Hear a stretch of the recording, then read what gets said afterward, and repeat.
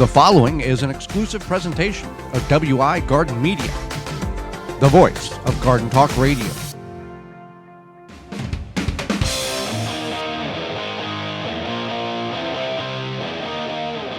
Coming up on the program today, we're going to go over how to maximize your garden space, as well as life below the soil.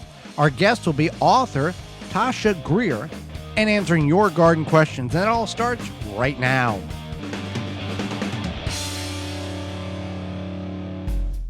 You are listening to the most informationally packed hour of garden-focused radio in the country and on the internet with your host, husband and wife team Joey and Holly Baird. This is the Gardening with Joey and Holly radio show. Welcome to the Gardening with Joey and Holly radio show. I am your host, Joy Baird. Beside me is my wife, co-host, best friend, and gardening partner, Holly Baird. This show is about you, for you, to help your garden grow better, to maintain your landscape, grow healthier trees, and preserving what you grow indoors and out, as well as get your grass a little bit greener. You can find us in a couple of different platforms. You can get a hold of us in a couple of different platforms. You can email us at gardentalkradio@gmail.com. You can give us a call at 1-800-927-SHOW. That's 1-800-927-SHOW. If you'd like to talk to us, have a question for us, we can certainly get your question answered. If you can't get through, leave a message. We will call you back. We thank you for taking time out of your day, whether you're listening to us on one of the 15 stations that are broadcasting our program across the United States, and in a mobile app, the in-studio video replay or podcast replay, or anywhere in between. We thank you for doing such. We got a big show lined up for you, so let's get into the program, Holly. And we're going to go over maximizing your garden space. We're now in a position where it's that time of year when we're planting or planning to plant or very close to planting, and we want to maximize every available space that we have. Right. That's definitely important. That's why we're going to maximize. So you can start with being creative with containers. So maybe you have some planters around your front yard. You can always grow some vegetables in those, or herbs or something. Or you can just put containers in spots that you think that you want to grow some vegetables. Containers can be anything. They can be a bucket with holes in the bottom of it. They can be more eye-pleasing. There are different vases and vases in which you can grow in. You can get a root maker grow bag or raised bed. They have that white finish, that heat-coated the finish that reduces the amount of heat going into the roots. From Root Maker, coupon code radio21, and you can knock 15% off your entire order by doing such. And many other ways in which you can be creative, such as foodscaping, putting vegetables or edibles in amongst your flowers around your home. Right. So actually our guest later is going to talk a little bit about edible landscaping, but yeah, you can definitely get creative. You can grow herbs. You can grow, if maybe you have where you can't grow on the side of your house or the front yard or something, you can kind of sneak stuff in like root vegetables. People aren't going to see the vegetables coming out of the top of the soil, so you could put some root crops in, and even... if you're in an area where you can't grow vegetables in the front yard, Swiss chard, big leafy green, kale, big leafy green, ornamental kale, edible. Just because it's ornamental doesn't mean it can't be eaten. It's very edible. And there's other tricks along the way there. For many people in urban settings, you have to, you only have so much horizontal, so you got to go vertical. Right. So one thing you can do is you can definitely trellis anything that you can. So vine crops. What kind of trellis can you use? You can use whatever you got. That's right. So whether it be 2 posts with some twine around it, wrapped around, or you buy yourself a fancy trellis, or you find something free on the side of the road and stick 2 posts so that it stabilizes. You can use anything.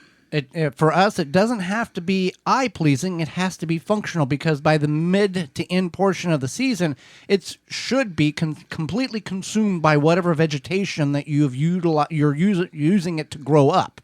Cucumbers, beans, whatever the case. Especially pole beans, they tend to really take over those trellises. Right, and pole beans can grow anywhere from 8 to 18, 20 feet, because we've had them go up and then come back down and the whole thing. So anything whatsoever. Now, speaking of growing vertical, we have a front yard garden at our residence, and we have a fence that divides that from a 4-foot. I don't know what you want to call it. There's a sidewalk 4 feet below the property. There's a retaining wall, and then there's a fence. Well, we can utilize, and we do utilize that fence, and that provides us with about 150 more square feet of vertical growing. That's where we utilize our pole beans and our cucumbers on that fence. I think it's like an erosion wall. Okay, that would be a better, yeah. more classy term. Right. So then, yeah, you can use the fence. But now if you're in a residential area and you just have those normal chain link fence things between you and the neighbors, you might want to, talk to your neighbor, assuming that you guys like each other, and, let it ask if it's okay to do this, or can we, whatever goes on your side, you can pick, et cetera, that you just don't go digging underneath the fence and stuff's growing up, because people don't like that. No, typically not. So square foot gardening. Yeah, definitely. Square foot gardening is a great method because it's going to give you the most bang for your buck, and it's just a method of laying out your garden most efficiently. So you go by square foot or by grid essentially. So it's the concept that like 1 square foot for or 1 tomato for a square foot, 9 beets, 16 radishes, and it goes on, and there's a whole book on it, but you can find a lot of information online. And this does not have to only be utilized in a raised bed. This can be done on the ground. This can be done in containers, raised beds. It can be utilized in any type of method that you're growing. 4 by 4 foot raised bed or ground, that's 16 square feet. You can have 16 different little gardens in that big garden. 9 bean plants, 9 beet plants, 16 radishes, 16 carrots, a tomato plant, et cetera, and on and on. And then whenever the radishes get done, you pull those 16 out and you put 9 bean plants in, or whatever's going to go in behind it. You revitalize the soil. Or a tomato or whatever. And then that's kind of the same concept as, well, not quite the same as succession planting. That's more of like reusing your space for different crops or seasonal growing. Succession planting, you plant 1 row of corn of beans this week, you wait a week, you plant another row, so they're coming in throughout the progression of the season. If you don't want everything to come in at once, so you can preserve it. Like if you're going to can, you wouldn't want to necessarily do that totally. You would want to do a full bed, and then wait a week and do another full bed, so you would have that succession planting and that harvest over the course of the summer that you can have volume enough to can or preserve. Yeah, we do that with cilantro in our windowsill. That's another thing, is you can grow a lot if you have a nice windowsill area that gets good light, like a south-facing window, you can grow things in that window. And people use the Happy Leaf LED grow light and grow year-round because they don't have the availability or access to that outside free ambient light, so they grow under grow lights. So intercropping is a good one, and we did this recently with our onions and radishes, leeks, and shallots. The concept is you plant a fast-growing crop in amongst slow-growing crops. So what we utilized was we planted a row of onions. We planted 2 rows of onions, and between those 2 rows, we put a row of radishes in. Onions take, from the starts that we've grown ourselves, 90 to 100 days to bulb and be ready to harvest. Radishes take 30 days. So by the time those radishes are ready to harvest in a month, it's not going to hurt or impede the growth of those onions or leeks or whatever we're growing in between, but we can utilize more space and get another crop out of that area. And this can be done in many different applications. We're just utilizing the onions between the onions in order to put our point across clearly. Right. So yeah, you can think about that, the intercropping to help. Let's talk about watering. Yeah, watering. So we use irrigation in our raised beds. From dripworks.com. And you might think, what does watering have to do with maximizing your garden space? And we also use from Water Hoop. Yeah. We use Water Hoop as well. What does watering have to do with maximizing your space, Holly? Well, if you think about it, if you're not watering your plants properly, they're going to possibly die. But if anything, they might not be as fruitful or provide you as much bounty as they could. So something like irrigation, bringing in irrigation, will help keep those plants properly watered, and that will help them stay nice and ready throughout the season, and you're going to get your best crop. And we got our irrigation system again from dripworks.com. We've got it on a timer, a digital timer that it's set to run 20 minutes at a time, 3 times a day, 8 a.m., noon, and 4 p.m. for 20 minutes. And that keeps the soil moist, not soggy, and it allows the plants to not be stressed. Because when you don't water your plants and you rely on nature to do that, there's times where the plants are only in survival mode and they could care less that they're producing tomatoes or eggplants or peppers. They're just trying to survive, and then they get stressed and they put on a small amount of fruit in order to carry on the traits, and they shut down, they die because they don't have the water that's needed. Right. It's an investment that's well worth the small price to pay for a system to where you don't know how to keep up with the harvesting because the plants are so happy and healthy that they continue to produce for you. Right. And then if you don't have a large garden, maybe you have some containers, there's a lot of options for you as well out there to keep those containers nice and watered. And even if you don't, it's just good to get yourself on a schedule. Obviously, our irrigation has a schedule. You can get yourself on a schedule for watering so that you are making sure you're consistent. And lessen the amount of water you have to do, mulch can be utilized to increase your the health and the productivity of your plants, because you're holding moisture in, you're suppressing the weeds because they're not being able to grow because you got mulch on them, and everybody's more happier. You save in water, the plants are watered with the moisture, they're not losing it, they're not stressed, everybody is happier, and happy, healthy plants are more capable of defending off of insect and pest damage or infestation than a weak, stressed, and dehydrated plant. Definitely. And then also just making sure you're controlling the pests. So whether that be some sort of caterpillar that's eating your plants or aphids, just make sure you're looking for that, because it's going to help maximize your garden if you are controlling those pests right away. Well, something else you can control is how you produce or take up and produce the meat that you consume, whether you're looking for seasonings and spices or whether you are actually processing big game, little game, the animals that you're growing on your homestead or farm. Walton's Incorporated has everything but the meat that can get you where you need to be. Yeah, the Gardening with Joey and Holly radio show is brought to you today by our sponsor, Walton's Inc. We know you care about your food. You care about canning and preserving your fruits and vegetables. But with the meat at waltonsinc.com, you can get all the equipment, seasoning, and supplies to make sausage, jerky, and any other meat product your way to your standards. You can make meat sticks, all sorts of great things. You can get more information also at meatgistics.com to help you make the best finished product. Walton's has a full line of their own meat grinders, mixers, sausage stuffers to help you go from animal to edible. Walton's, everything but the meat. That's waltonsinc.com. And if you're not a processor of animals, but you want good seasonings, Walton's has a vast variety of seasonings in which you can apply to the meat in which you're grilling this summer or in the house.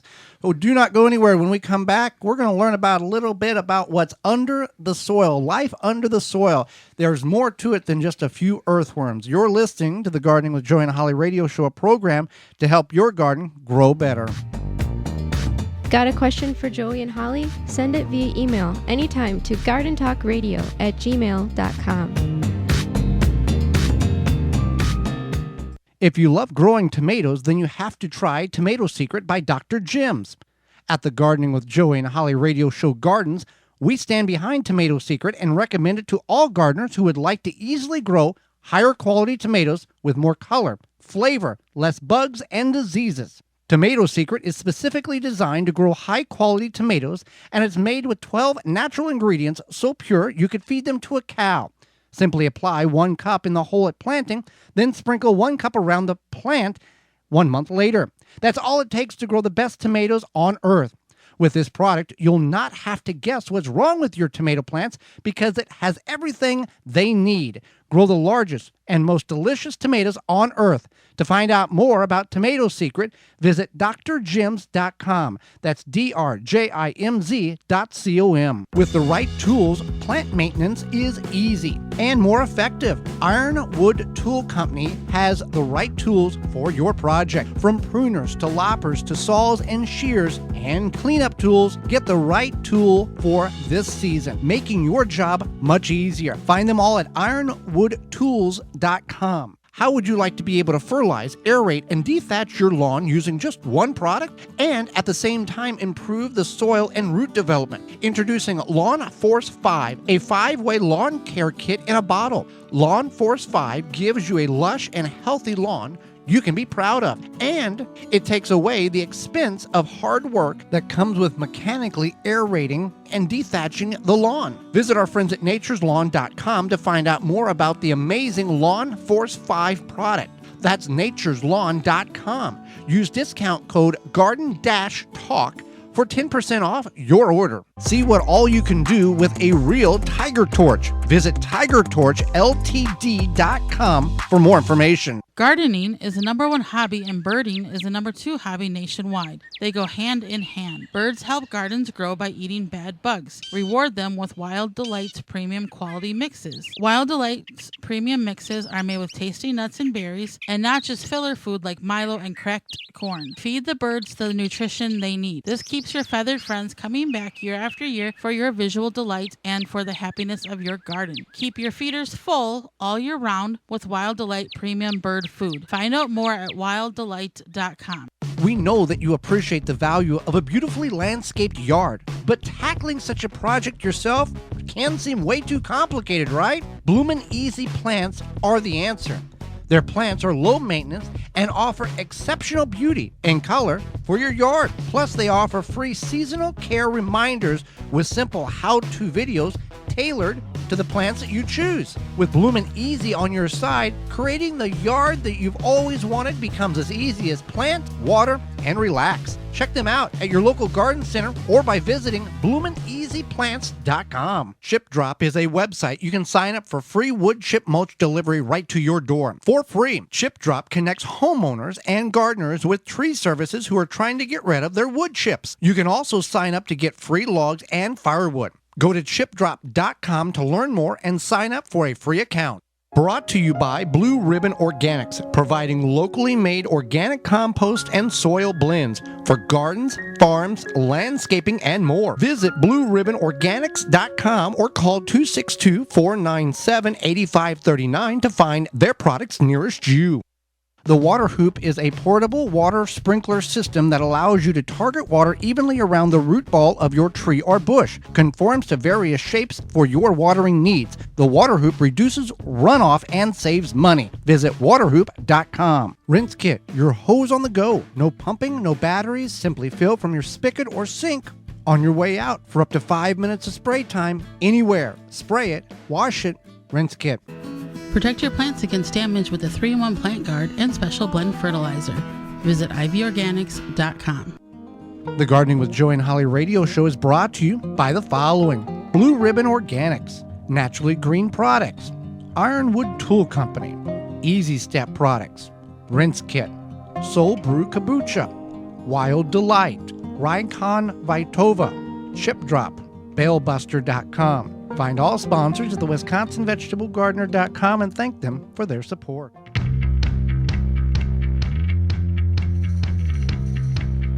Welcome back to the Gardening with Joey and Holly radio show. Thank you for being with us today. Well, when it comes to watering, we talked about it in the first segment.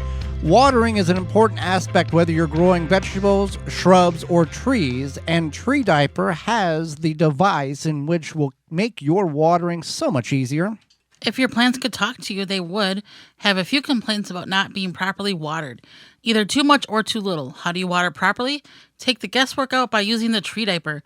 Tree Diaper is a revolutionary watering system that stabilizes soil moisture by taking up excess water and slowly releases it when plants need it.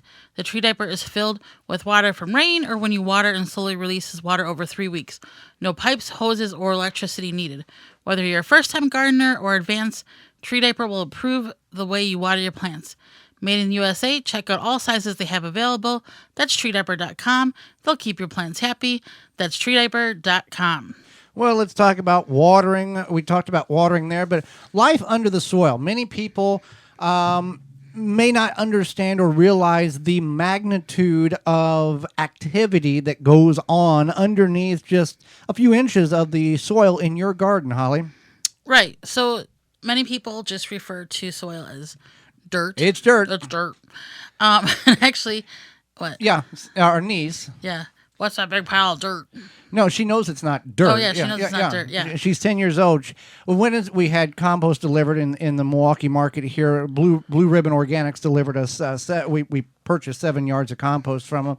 And our niece is like, when's the dirt going to come? Oh, I mean, I know it's not dirt. Yeah, I said, you know it's not dirt. She's like, I know, it's not dirt, in her little 10-year-old. Yeah, nothing's wrong in the world voice. Yeah. But anyway, there's millions and billions of things going on literally underneath the soil in your garden. Right. So just to keep in mind, it is a living thing. And that's very important to know because... Not all soil is living, but the garden soil that we should be growing in should be living. Right. We don't know what the soil in the back 40 of some old lot might be doing. But in our garden, you want it to be living. So an average soil sample is about 45% minerals, 25% water, 25% air, and 5% organic matter. Now, you can increase or decrease that organic matter based on what you choose to do, but it's just good to keep in mind what's in your soil. So mostly it's sand, silt, clay, air, water, minerals, and organic matter. And then there's also animals in it. So that includes things like worms, and then also earthworms, grubs, centipedes, millipedes, snails, slugs, beetles, ants, fungi, insect larvae, bacteria, mushrooms, and many other organisms. So there's even just tiny little decomposers that we could probably never see. And you may be looking, you'll hear that list and go, well, not all of those are good things. I don't want snails in my garden. I don't want, beetles in my garden or ants. This is a harmony. There's good bugs and bad bugs. And by having a balanced ecosystem in your garden, they will keep each other in check. Right. So that's a few things in there, but I think the biggest thing we can talk about is worms. So if you have a lot of worms in your soil, it's very healthy. And worms can produce up to one worm can produce a 1/3 pound of worm castings per year. So that's just one worm. That's their bathroom product. Yeah. I was trying to keep it clean, but okay. Well, yeah. Just got to keep it real. Yeah. But 1/3 per year. Now that's and you can buy worm castings. Worm castings have a phenomenal property in them in which whenever fed to plants or plants are grown in, this property is picked up by the plants. And aphids are the tick of the plant world, and aphids like to suck the juice out of plants and stress them out and potentially kill them. So what this property is doing inside of the plants that the worm castings are fed to, it gets ingested into the aphid, and this property causes the aphid to dissolve from the inside out, killing it. So nature keeping things in check. Yeah, it's just a balance of the ecosystem that you hopefully have a balanced ecosystem in your backyard. But what if you don't have worms? What do you do? I was just going to talk about that. So if you don't have worms, one thing you can do is you can add... Don't go down to Jack's bait shop and get some. Right. So one thing you can do is you can add organic matter to your soil, whether that be your own compost, other compost, coffee grounds, mix those in, banana peels, what have you, kitchen scraps, things like that. And that what will happen is the worms will realize, hey, there's food here, and they will come into your garden, and then they'll make their home there. If you go down to Jack's Bait Shop or the local gas station with their worms, you are introducing worms from a foreign ecosystem. Even if you think they're local worms, you're still introducing worms from a foreign ecosystem, and that could cause problems. And these worms aren't going to survive anyway. No, they're a lot not of times designed. Worms are designed to go catch fish, not work through your soil. Yeah, fishing worms. Right. Yeah, so that's something to definitely keep in mind. And then also, there's a lot of things that... And people are like, well, how does worms know that something's there? Worms will travel very long distances, and they can go very deep as well, up to 8 feet. Yeah, that's another thing is they're going 8 feet down into underneath your garden beds and mixing all of that stuff around and just help fertilizing your soil, essentially. So another thing that is amazing about earthworms is that they do shred that. They shred the organic matter. They eat the organic matter. They poop it out. And the same thing happens with millipedes and centipedes. These are the ones with the creepy crawly multiple legs that people are like, oh, but that you got to leave them alone. Right, and beetles too. Yeah. Now, if you have some sort of beetle that's harmful above the ground, like the potato beetle, the potato beetle, that's different. These are like earth beetles. Yeah, these are the good guys. Yeah. So you want to, if you see the earth beetles crawling around, you want to leave Walk them alone. away, cringe, and let them do their thing. Right. Same thing with centipedes. I think centipedes and millipedes are the most disgusting things on this earth, and I don't want to think about them, but I'm happy that they're in my garden. Okay. And then mushrooms or fungi, mushrooms grow out of the ground. Fungi, other types of fungi grows below the ground. But if you see mushrooms, don't think it's a bad thing. Definitely don't eat them. Don't let your dog eat them, or your children, or your cat, or your pet bunny, whatever. Because they could be. They're good for poisonous. the soil, but bad for everything else. Right. And sometimes they're just going to grow naturally depending on moisture levels and what have you, and it's going to happen. Now, fungi is an important part of microbial ecology. And a lot of people don't even understand fungi or mushrooms because they're... I knew a fungi once. Yeah. Okay. You are a fungi. Okay.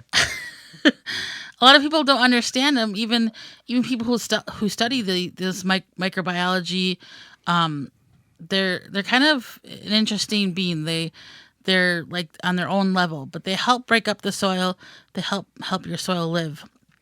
And then there's mycorrhizae, which is a fungus that helps the root of the plants, and it helps the root of the plant grow and develop and pick up those nutrients effectively. Now, all of these things are living things. Yeah. Now, you can go and buy mycorrhizae powder to sprinkle on the roots before you plant things. You have to check your sources to see, because some places will sell dead mycorrhizae, and you got to be careful of what you purchase. But you can buy things such as that to mix around the root system. Yeah. A lot of people do that too, especially if you're doing a lot of like inside the home growing. Where you may not have those good things going on in the soil, you would need to add something. Yeah, for sure. Or even just a container garden. You might want to look into that, but just make sure you're using a reliable source, essentially. But the cool thing is that if you dig through your soil, you're going to see a lot of these things. You're probably going to see sand, but you might see like tiny little white, stringy looking things. If you have a pile of leaves that's been laying there for quite some time and you dig through them, you're going to see it looks like a cotton ball has exploded. Yeah. That's the fungi. Right. That's exactly it. That's the fungi. And the same thing in your soil. And it's just a matter of keeping it balanced. And the biggest thing you can do to keep it balanced is to just add organic matter, whether that be leaves, coffee grounds, compost. From a reliable source. Right. Yeah. Because a lot of cities have free municipal pickup of compost or a small fee to go get a truckload. However, you don't know what everybody else has thrown in that pile. When you get it from like here in Milwaukee, Blue Ribbon Organics, or your local independent garden center that has bulk material, they have a tracking source to know where everything has come from source one to the mixing process, to the distributing process, to where it's being sold at. So if there is a problem, they can go back in the chain of command and go, there's the problem. With the city, they just want your cash, basically. They want the pile gone. And this stuff is fine if you're just going to top dress around, trees or shrubs. But if you're actually going to utilize this for food production, there can be harmful chemicals in this stuff. So one way to kind of figure out without actually doing a soil test on the municipality compost is try to get a sample. Let just an ice cream bucket full. Take it home, put 5, 6, 7, 8 bush beans in it. Bush beans will germinate in about 4 days. Keep them moist. And they'll pop up. If everything on those bush beans looks normal, the leaf structure is fine, it's not curled up or disformed or anything like that, the soil is probably very, very good. If those beans sprout and they're disformed and twisted leaves and the limbs and everything's all right, there's some kind of toxicity, and that's called toxic soil or poison compost, and that can pretty much kill anything that's broadleaf that you're growing, ornamental or edible. Right. So if you do want to go that route, the only problem is that you might get that compost sample on Monday. On one side of the pile and the other side's bad. Yeah. Right. So that's a little bit problematic, but it's definitely something that you could try. And I don't think the city necessarily wants your money. They probably just want the compost gone. But yeah, definitely. I don't think most cities are doing it for the goodness of their heart to help people grow vegetables. No, but they want the compost gone. Yeah. Yeah. So, and they probably get some sort of federal funding I'm for sure. composting. Yeah, because they're not doing it for free. Right. There's also nematodes, and we are going to talk about nematodes next week. There's Right. good and bad nematodes. And nematodes are super, super tiny. They live in the roots of your plants, so they can live in the roots of your plants. So we're going to definitely talk about that next week, but that's another thing that is in your soil as well. So we have, this is all a lot of stuff. So definitely keep that in mind, that your soil is a living thing, and there's a lot underneath your tomato plants that you don't even know about. Be kind to it, mulch it, feed it, try to not abuse it. If you need to dig the soil or till the soil, be cautious and smart on how you do such. Well, something else, there was good bugs in there and there was some bad bugs. Well, another bad bug is Japanese beetles, and it'll be warming up soon, and it's really starting to get warm where we're at. Maybe it's warm where you're at, and you want to soon to be able to enjoy your yard, whether by yourself or with your family or relatives, without having the beetles and grubs bothering you. Yeah, it's time to start thinking about those beetles and grubs. There's Japanese beetles just right around the corner, and who knows what else. So Grub Gone is something that you can use. Grub Gone can be applied directly to the turf or your garden and or around ornamentals to control grubs and lessen the impact that those beetles have on your yard this summer. Easy to use. Apply with a commercial spreader or irrigate right into the soil. Biologically, that specifically targets the grubs and the beetles that invade you without harming any of those beneficial insects such as bees, butterflies, and ladybugs. Yep, and to be honest, it's the only non-chemical that works. You can find out more at phyllumbioproducts.com. That's PHYLLOM bioproducts.com. phyllumbioproducts.com. Do not go anywhere. Tasha Greer will be with us when we come back. Author talking about spices. You're listening to the Gardening with Joey and Holly radio show. Do you tweet? Send Joey and Holly a tweet to @TalkGardening and they will tweet you back. I love the Gardening with Joey and Holly radio show, and like you, we've all struggled to find a good plant support system that can last for more than a season or two and be easily stored. But now there is. Easy Step Products manufactures a unique, multifunctional, multi-purpose plant support system. It's designed for tomato plants, but it's useful for any vegetable or flowering plants you grow. This is like having a 24/7 bodyguard for your plants. The 60-inch heavy-duty Easy Step In post and easy rings are overbuilt by design, so that when you combine the two together, they make the perfect plant support on the market. We've never seen anything like it. We love that you can add it during the growth cycle without damaging the plant. It's easy to adjust them up or down. They store easily. They even have a no-hassle 10-year warranty. Order now and receive the third plant support absolutely free with purchase of a kit and use promo code JOEY123. Buy yours today at EasyStepProduct.com or visit the dealer locator for the closest retailer near you. Did you know that all flour is not created equal? Janie's Mill carefully stone grinds all their certified organic wheat, rye, corn, buckwheat, and heirloom and ancient grains so that you get every bit of taste and nutrition nature intended. Some flours really are better than others, and you deserve the best. Get it at janiesmill.com. Chapin has the tools to help you this season. We have a wide range of sprayers to help you control pests, weeds, and fertilize your plants. From handheld to ATV sprayers, we have it all. Use our broadcast spreader to feed and seed your green spaces. Water and feed at the same time with our fertilizer injectors. Find Chapin equipment at major home improvement and hardware stores and online at chapinmfg.com.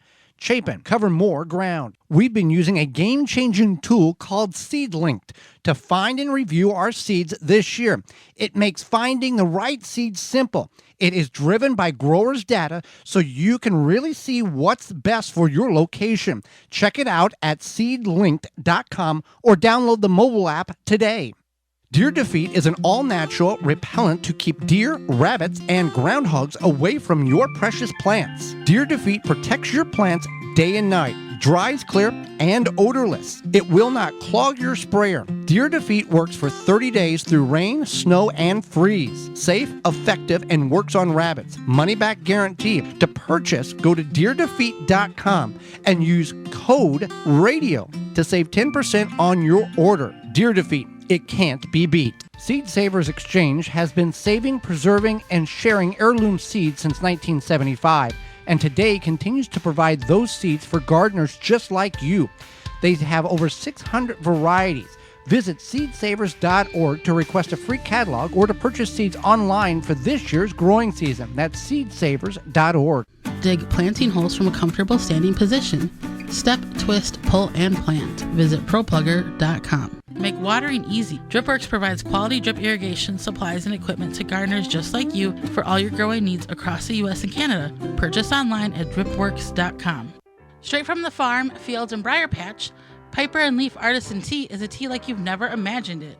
Get our award-winning tea delivered right to your front door and become part of the Piper and Leaf family. Free shipping over $75 at piperandleaf.com. If you could double the life of your raised bed boxes by sealing the wood with a clear, non-toxic wood preservative, would you? Well, now you can with a clear, penetrating product called Internal Wood Stabilizer. It's 100% non-toxic and easy to apply. Seal your untreated wood surfaces, even chicken coops, by spraying on Internal Wood Stabilizer. It's invisible, seals the wood from the inside out, and never wears off. Recommended by organic gardening experts. Internal Wood Stabilizer. Check it out at timberprocoatingsusa.com. The Gardening with Joey and Holly radio show is brought to you by the following: Pro Plugger, DripWorks, Waltons Incorporated, Tree Diaper, Janie's Mill, Phylum Bioproducts, Chapin Manufacturing Incorporated, Nature's Lawn and Garden Incorporated, Deer Defeat, Dr. Jim's, Rootmaker. Find all sponsors at the WisconsinVegetableGardener.com and thank them for their support. Welcome back to the Gardening with Joey and Holly radio show. Question for you. Tasha Greer will be moments away here, but question about ants. Do you have ants in your home? Do you have ants in your basement, around your property? Well, ants can be utilized by getting rid of them. They're not good. And Rescue has an ant bait trap that can fix your problem. Yeah, ant colonies are popping up in the spring, and they seek food and moisture sources to feed their colonies. So once they establish that source, they put out pheromone trails to let their ant buddies know. And you can send these ants packing to the Rescue ant bait stations, and they'll transport the bait back to the colony, killing ants at the source. Ants look for sugars, and they look for protein. They want to feed their workers and their queens. And Rescue ant baits use both protein and sugar for a faster and more complete colony kill. Unlike other ants baits that leak and spill bait on your floor, Rescue ant baits are spill-proof and they are mess-free. They're child-resistant and safe to use around the home. It's a better bait, no mess, and Rescue ant baits have it all. Go to rescue.com for where to buy and all their other products made in the USA. There you go. Holly, let's go to the hotline and bring in our guest for this week. Yeah, Tasha Greer is a homesteader and writer focused on simple and sustainable living. She is the author of Grow Your Own Spices and the blogger on simplestead.com. Welcome to the program, Tasha. Thank you so much for having me. I'm really excited to be here. Well, we thank you for taking time out of your day to join us on the program. So you refer to yourself as an Epicurean homesteader. What does that mean to you? Well, when I first started homesteading, I was kind of just trying everything, and I was spending a lot of time on the wrong kind of activities. So I finally realized that I needed to have some sort of philosophy to guide my decisions, and so I kind of stumbled along the idea of Epicureanism, and it's really kind of like taking a whole perspective look at the activity, deciding if you're really going to enjoy it, and also it's going to get you the sort of long-term benefits that you're looking for. So it's an ancient Greek philosophy, and I'm applying it in modern terms, but it's really kind of helped guide my decisions, and just to find ways to homestead successfully without stress, with more pleasure. I didn't want it to be hard. I wanted to have fun. Without stress. I think that's kind of the key word in that description. Yeah, definitely. Because I think, I mean, we're not used to doing these things. We're used to going to the grocery store and, going to just buy what we need. And so when you first start doing it, it's a little bit overwhelming. So it seems so hard. But now that I've been doing it for, over 10 years, I realized that I made it a lot harder than it needed to be. This is basic human stuff that people have been doing forever. And now we've got the internet and books and things to, make it a lot easier. And so I think it's like, when I realized how simple things could be, it just all kind of started to click. Yeah, the things, if we knew now what we wish we knew then, things would be a lot easier in life in all aspects. Yes, definitely. But that's actually what I try to share on my blog, is to try to make it easier for other people. Because, I think a lot of, at least back when I started homesteading, there were a lot of new homesteaders sharing information. And so what we were all sharing was like our challenges and what was so hard about it. And so we're all going into it thinking it has to be hard. But now that I have a bit more experience, I'm like, okay, let me tell you what's really simple about it. And that way you can maybe kind of shortcut around some of the more challenging parts. Exactly. Now, you have goats, and many people may want to raise goats. Why should people who are able to, and all the laws are followed in their municipalities or areas, why should people raise goats, and maybe why shouldn't they raise goats? I think, first and foremost, if you like goat's milk, if you like making cheese, if you like goat's meat, in the U.S. we don't need a whole lot of goat meat, but in other countries it's kind of a staple meat source. So I think first and foremost you need to like these things, and that kind of gets back to the Epicurean side of things. So if you don't like them, you're probably not going to have a whole lot of incentive to keep raising goats long term. But if you enjoy those things and want those products, then you need to also look at your landscape, because a lot of people think that goats are grass eaters, and they will eat grass, but they're really more weed eaters. They eat all sorts of different weeds and things like that. So, like I live on a mountainside, and so we have all sorts of crazy weeds and things in this deforested area that's around our house. And so it's like a perfect place for them to find all the things that they would really like to eat, rather than just eating a grass pasture. And so, I think if you like goats and you have the right landscape for it, then, you're already partway there. But you also need to understand that it's a long-term commitment. These animals, you get really attached to them, particularly if you milk them.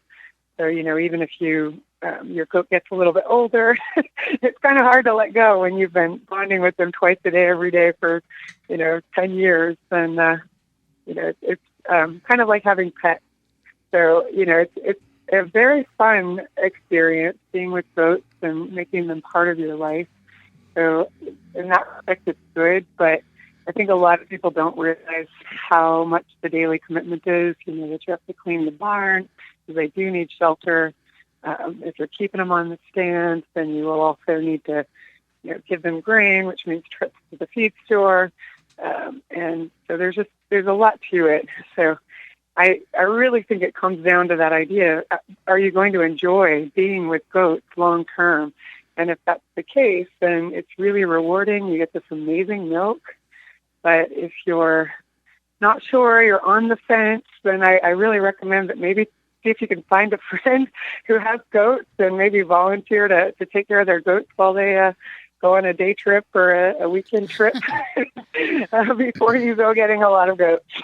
I just know, like, people see the videos on social media, YouTube, and they're like, oh, goats are so cute, and the baby goats in their pajamas and whatever. And like, I think people kind of romanticize and idealize raising a goat. And it's definitely like you said, it's a commitment. You become attached, and you definitely have to have the space and everything for it. So that's some great information. Now, your book, Grow Your Own Spices No Matter Where You Live, looks really intriguing. Many people do try to grow new and exciting things. I know we have ourselves, and sometimes we don't do so well. What is something in your book that would encourage our readers to check it out and find success, especially spices we may not realize that everybody can grow? I think it's a really good question. And for me, I try to know the plant before I grow it. I don't just go out and look at a growing guide and find out, what the temperature requirements are. I kind of dig deeper, and I try to find out, where did it grow natively? What were the conditions? What was the humidity like? What were the temperatures like? How did it grow, in its native habitat? And then I try to figure out how to create those circumstances at home, and so I think even with our vegetable gardens, it's like we just look at a quick growing guide and, okay, I just, need a little compost in my soil, and I just need it to be this warm so I can plant the seeds. But we don't always think all the way through to, how long is it going to take to harvest? Do we have the right pollinators? Is it going to withstand the winds in our area? So with spices, you really have to nail the conditions, because a lot of them are very acclimated to specific climates. And so you can't just throw it out in your garden and have it go right. Even cumin is it's a seed spice. It's really pretty easy to grow. But if you live in a really super hot area where it's humid all the time, you might not even get a good crop unless you start it indoors early and then eventually transplant it outside before it gets too warm and humid. So, you really need to understand and make a plan for how to actually get a harvest. And I think everybody just wants to start the plants, but they don't always think all the way through the entire life cycle of the plant and what it's going to need as it gets closer to, its mature harvesting stage. And so I think any plant, spices or anything in your garden, it's really good to do deeper research and really get to know the plant before you start growing it. I think very, very good advice on that. Now, you teach a course on edible landscaping. What is edible landscaping, and how can one start incorporating that into their own yard? Yeah, that's a lot of people. We grow like a little vegetable garden or something, and that's a great place to start. But we also have like these whole front yards, and you have like shrubbery and things like that are just kind of, covered with some mulch, and they have all this space around them. So edible landscaping is a way to use the landscape that you have already in place and start to tuck in some edibles and get even more out of your overall landscape than you would from just a little vegetable garden. So you kind of start looking for analogs. Like if you have some kind of flowering, a flowering cherry or a flowering dogwood in your front yard, well, then you can probably grow an actual cherry that will give you fruit, or you might be able to grow an apple, or something similarly sized, and basically, and get food from it rather than just have a flowering plant. They'll still have beautiful flowers, and they'll also then have, some kind of food source. And a lot of people don't realize how beautiful some of these plants are when you put them in a grouping. It's like a row of potatoes isn't that interesting, but if you tuck some potatoes in with some lettuce and some cabbage, it can get a whole lot more beautiful. So edible landscaping is kind of getting out of the row mindset or the bed mindset and starting to look at your vegetables and fruits and draw comparisons between those and the decorative plants you're using, and see if you can find things that appeal to your decorative, aesthetic ideas, as well as the things you want to eat.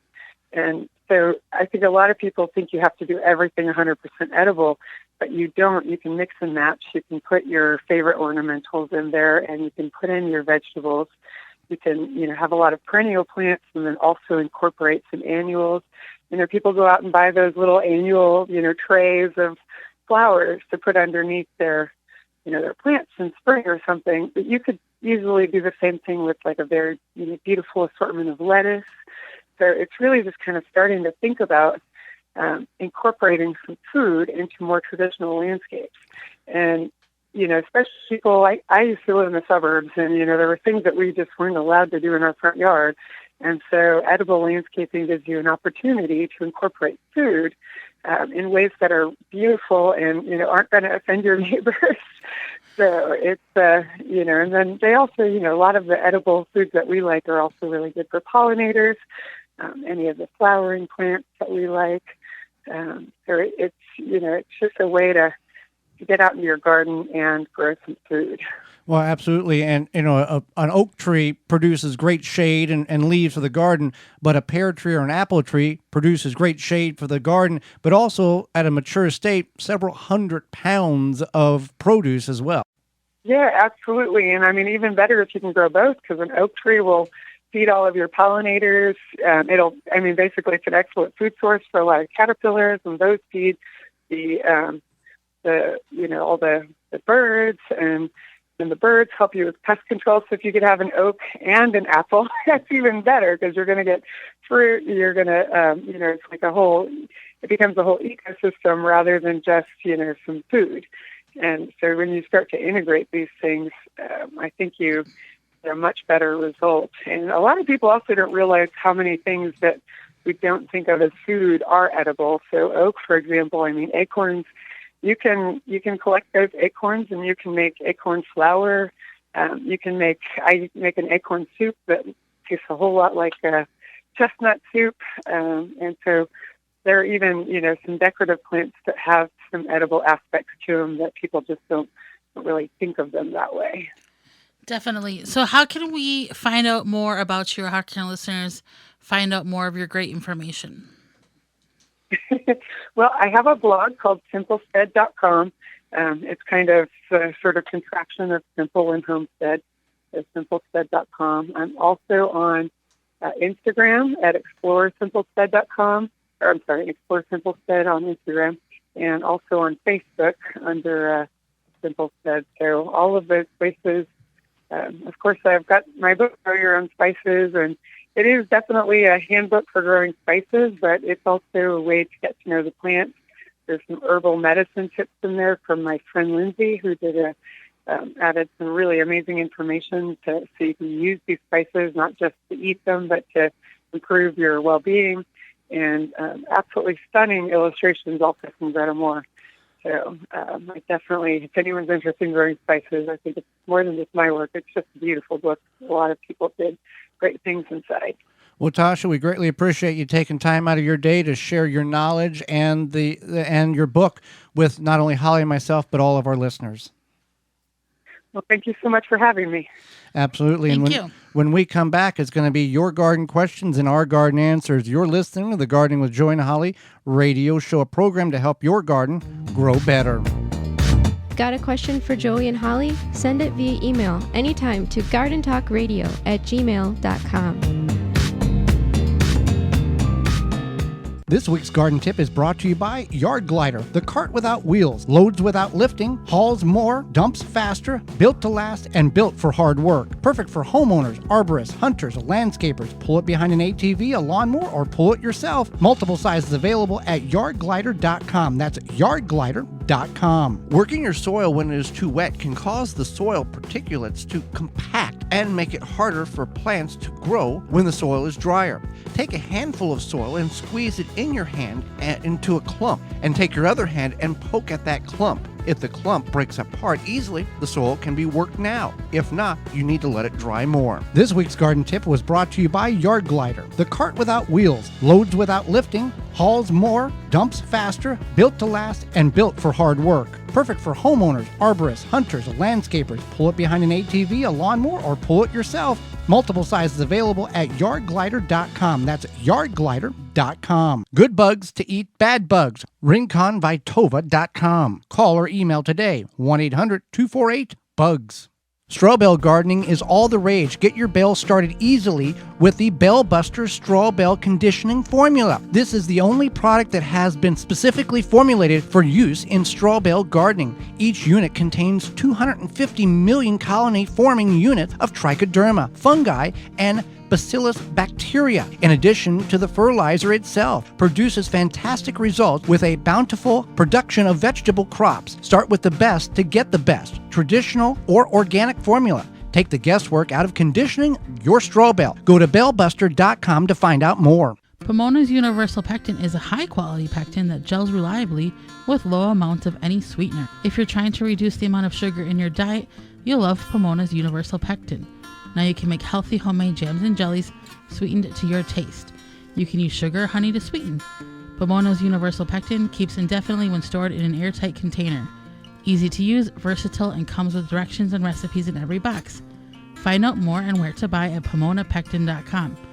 Also available at natural food stores and online. Soul Brew Kombucha is founded and handcrafted in Milwaukee, 100% organic, formulated for ultimate health and enjoyment. Find out the benefits of drinking kombucha and where to purchase at mysoulbrew.com or find them on Facebook at mysoulbrew. You move your lawn sprinklers all over the yard, but you always end up putting them in the same spots. Why not just bury them there? Out of sight, always ready to use, pre-adjusted to water the precise areas you want. Quick Snap Sprinklers makes it easy. In-ground sprinklers without the hassle or expense of laying pipe. Put the sprinklers anywhere in your lawn or garden. Snap on a hose to supply the water. Water on, it pops up. Water off, it drops below ground. You can mow right over it. You can have a buried sprinkler system up and running in just minutes. Each Quick Snap saves thousands of dollars. They install in minutes and operate for years. Visit QuickSnapSprinkler.com. The number one key to healthy, productive plants are the roots.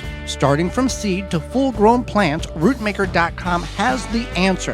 From seed starting trays with an innovative design that air prunes the roots, creating a fabulous root system, never again will you have root-bound plants, to multiple gallon grow bag sizes to raised beds. RootMaker.com has your grow needs covered. Visit RootMaker.com. Use coupon code RADIO21 and get 15% off your entire order. The Gardening with Joey and Holly radio show is brought to you by the following: Simply Earth, Seed Savers Exchange, Quick Snap Sprinklers, Water Hoop, Timber Pro Coatings, Bloomin' Easy Plants, Pomona Universal Pectin, Ivy Organics, Tiger Torch, Happy Leaf LED, Seedlink. Find all sponsors at the WisconsinVegetableGardener.com and thank them for their support. Welcome back to the Gardening with Joey and Holly radio show. Time for your questions, our answers. You can submit your question by giving us a call at 1-800-927-SHOW. That's 1-800-927-SHOW. Or if you would like to submit it via email, you can do that through gardentalkradio@gmail.com. That's gardentalkradio@gmail.com, Holly. Yeah, so our first question is, I'm looking to make raised beds for the sides. Would plywood work, or it is large? I can cut it to the size I needed. Plywood would not be a good material to use for construction of raised beds because it is a material. It's glued together, and when water gets on this plywood, it blows apart like a sponge. Now, if you want to invest maybe in like marine grade plywood, which is more, there's many more. It's more waterproof.